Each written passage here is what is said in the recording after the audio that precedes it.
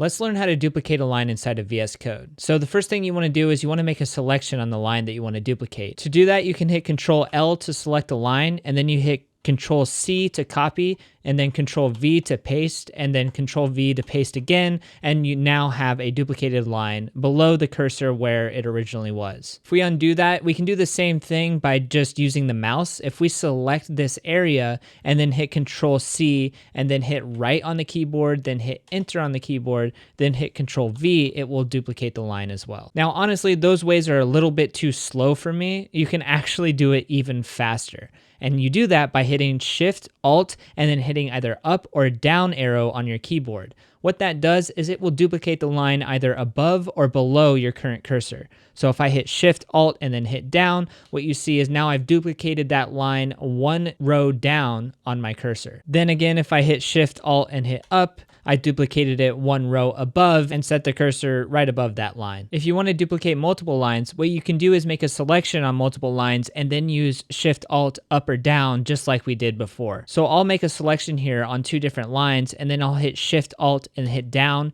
and you can see that it duplicated both lines right below where my cursor was. So that is how you duplicate a line inside of VS Code.